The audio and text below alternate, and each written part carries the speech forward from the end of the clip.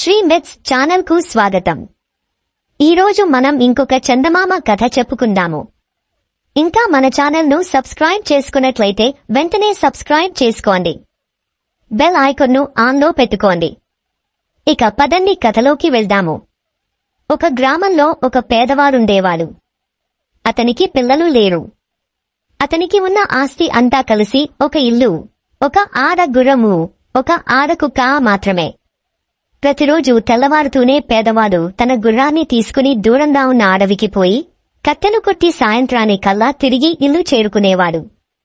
ఒకనాడతను అడవి నుంచి కట్టెలతో తిరిగి వస్తుండగా ఒక చోట ఒక చిన్న మామిడి చెట్టు కనిపించింది.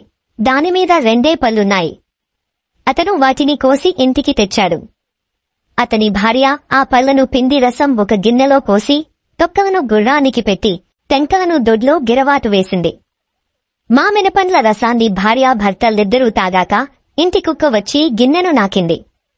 దీని ఫలితంగా ఆడకుక్క 2 పిల్లల్ని పెట్టింది. గుర్రం 2 పిల్లలను ఈనింది.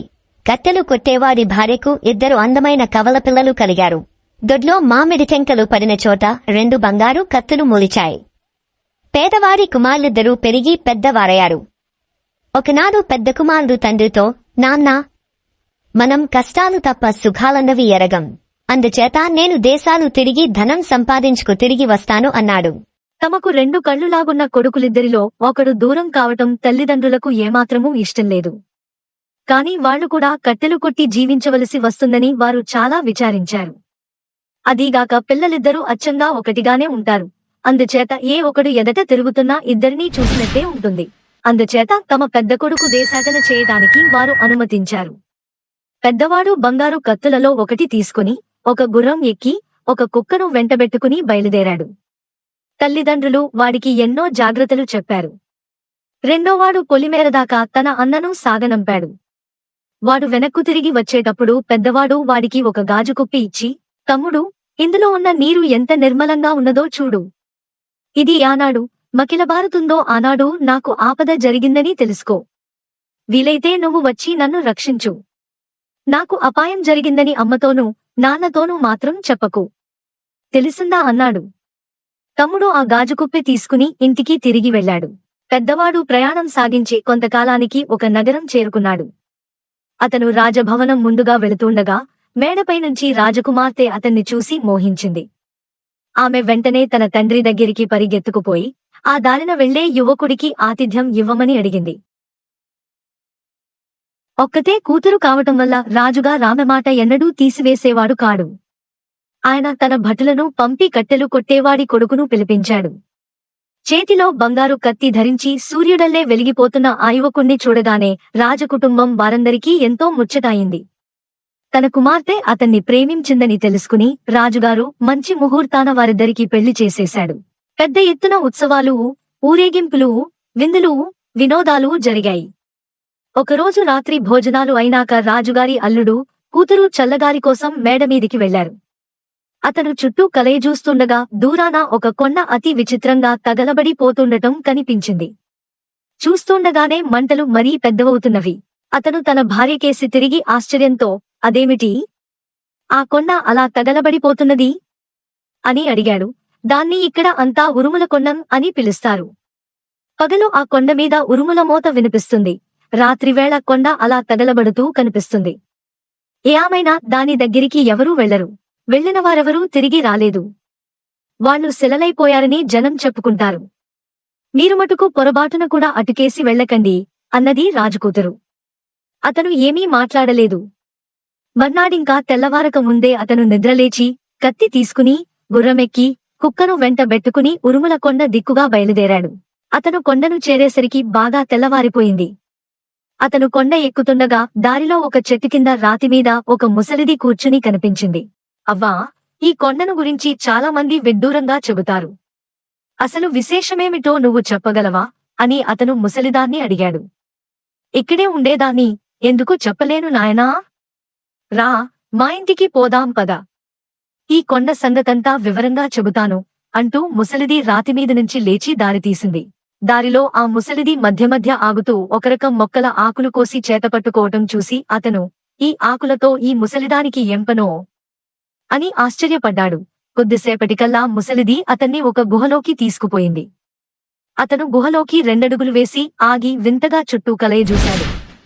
చుట్టూ రాతి విగ్రహాలున్నాయి. కాని అవి విగ్రహాలు కావు, మనుషులే.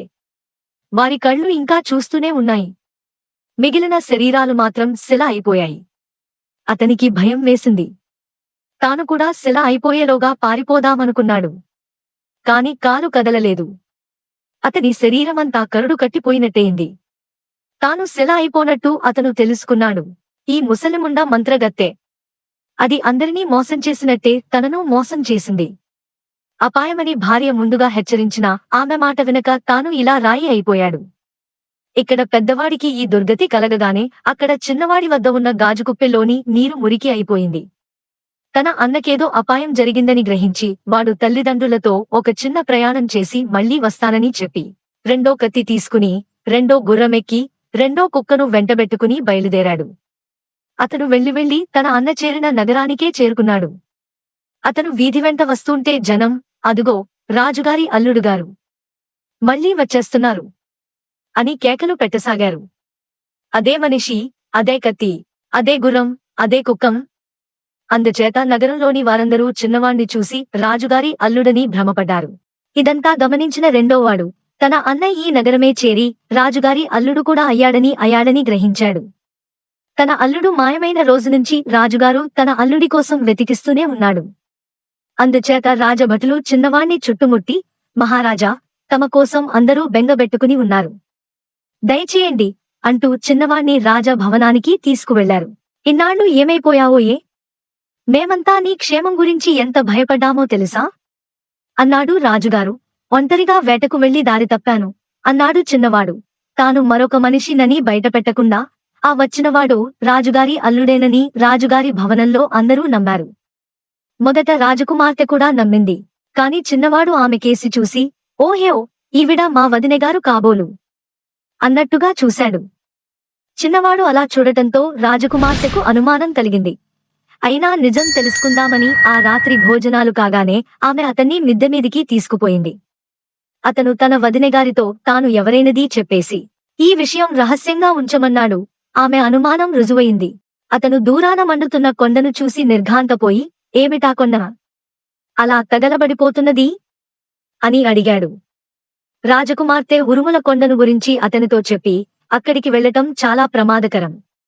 ఆ సంగతి మీ అన్నకు కూడా చెప్పాను అన్నది. తర్వాత రాజకుమార్తె అతన్ని వేరొక పడకగదికి పంపేసి తాను తన పడకగదికి వెళ్లిపోయింది. తన అన్న తప్పకుండా ఆ ఉరుముల కొండ వద్దకే వెళ్లి ఏదో అపాయానికి గురి అయి ఉంటాడని చిన్నవాడు నిశ్చయించుకున్నాడు. అతను మర్నాడు ఉదయమే లేచి తన కత్తి తీసుకుని కుక్కను వెంటబెట్టుకుని గుర్రమెక్కి కొండకు వెళ్లాడు. ముసలిమంత్రగత్తె ఎప్పటిలాగే కొండమీద చెట్టు కింద రాతిపైన కూర్చుని ఉన్నది. మనిషి వస్తున్న అలికిడి విని ఆ ముసలిది తల ఎత్తి చూసి ఆశ్చర్యంతో కొయ్యబారిపోయింది. అదే మనిషి, అదే కత్తి, అదే గుర్రమా, అదే కుక్. తన గుహలో ఒకసారి రాయి అయిపోయిన మనిషి తిరిగి యథాప్రకారంగా కావటం ఆ ముసలిది ఎరగదు. చిన్నవాడు ముసలిదాని మొహన కలవరపాటు చూసి క్షణంలో దాని నైజం గ్రహించాడు. తన అన్నను అదే ఏదో చేసిందని రూఢి చేసుకుని అతను కత్తిదూసి ముసలిదాని మీదికి లంఘించి, పిశాచమా, మా అన్నను రాయిని చేశావా అన్నాడు. కత్తిమొన రొమ్మల మీద తగిలేసరికి ముసలిదానికి పై ప్రాణం పైనే పోయినట్టయింది. మీ అన్నను బతికిస్తాను, నన్నేమీ చెయ్యకు అన్నది. మా అన్నను ఈ క్షణం బతికించు అన్నాడు చిన్నవాడు. ఇక్కడే ఉండు, నేను అతన్ని పంపిస్తాను అన్నది ముసలిది. ఆమె వెళ్లి పెద్దవాడితో సహా తిరిగి వచ్చింది. అతనితోబాటు గుర్రము, కుక్కా కూడా ఉన్నాయి. బతికిపోయావు పో అన్నాడు చిన్నవాడు. ముసలిది వెళ్లిపోయింది. పెద్దవాడు తన తమ్ముడితో జరిగినదంతా చెప్పి అతను చెప్పినదంతా విన్నాడు. ఏమైతేనేమ్మా, మన ఆపద గడిచింది, ఇక పోదాం పద అన్నాడు చిన్నవాడు. కాని పెద్దవాడు కదలలేదు. తమ్ముడూ, నాలాంటి అభాగ్యులు ఆ గుహలో ఇంకా ఎన్నో వందల మంది ఉన్నారు. వారిని కూడా రక్షించటం మన విధి అన్నాడతను. ఈ సంగతి ముసలిది ఉండగానే చెప్పలేకపోయావా? ఇప్పుడేమిటి ఉపాయం అన్నాడు చిన్నవాడు. ఇద్దరూ అక్కడ చెట్టు క్రింద కూర్చుని దీర్ఘంగా ఆలోచించారు. పెద్దవాడికి అకస్మాత్తుగా ఒక ఆలోచన తట్టింది. ముసలిది ఒకరకం ఆకులు చేత పట్టుకుని ఆ గుహలోకి వస్తుంది. ఆ రోజు చూశాను, ఇవాళ మళ్ళీ చూశాను. ఆ ఆకులలో ఏదో మహిమ ఉండాలి. వాటిని ఆకులు చేతపట్టుకున్నవారు గుహలోకి వెళ్లినా రాయి కారనుకుంటాను అన్నాడతను తమ్ముడితో. తమ్ముడికి కూడా ఇది నమ్మదగినదిగా తోచింది. ఇద్దరూ కలిసి ఆ ఆకులు పోగు చేసి పట్టుకుని గుహకు బయలుదేరారు. వారు గుహలోకి ప్రవేశించినా రాళ్లు కాలేదు. అంతేకాదు, ఆ ఆకులు తగిలించేసరికి ప్రతి రాతి విగ్రహము మనిషి రూపం పొందసాగింది. ఈ విధంగా అన్నదమ్ములిద్దరూ అక్కడ శిలలైపోయిన వారినందరినీ బతికించి గుహ బయటికి పంపారు. తరువాత చిన్నవాడు ముసలిదాన్ని పట్టుకుని జరజరా బయటికీడ్చి తన కత్తితో చంపబోయాడు. అన్న అతనికి అడ్డుపడి, తమ్ముడూ, దానికి తగిన శిక్ష చంపటం కాదు. సరైన శిక్ష నేను చేస్తాను చూడు అంటూ ముసలిదాని చేతిలో ఉన్న ఆకులు లాగేసి బలవంతంగా గుహలోకి తోశాడు. గుహలో పడిపోతూనే ముసలిది రాయి అయిపోయింది. తరువాత అన్నదమ్ములిద్దరూ కలిసి తాము బతికించిన వారిని వెంటబెట్టుకుని నగరానికి వెళ్లారు. రాజుగారు ఇద్దరు అల్లుళ్లను చూసి నిర్ఘాంతపోయాడు.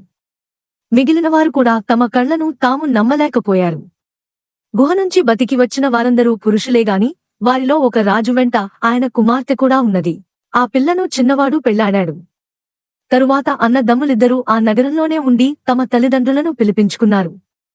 పెద్దవాడు కాలక్రమాన ఆ నగరానికి రాజయ్యాడు. అతను తన తమ్ముణ్ణి మంత్రిగా చేసుకున్నాడు. వారు చాలా కాలం సుఖంగా జీవించారు. ఈ కథ ఇంతటితో సమాప్తం. ఈ కథ మీకు నచ్చినట్లయితే వెంటనే సబ్స్క్రైబ్ చేయండి. బెల్ ఐకాన్ ఆన్లో పెట్టుకోండి. కొత్త వీడియో ఏది చేసినా మీకు నోటిఫికేషన్ రూపంలో వస్తుంది. ధన్యవాదములు.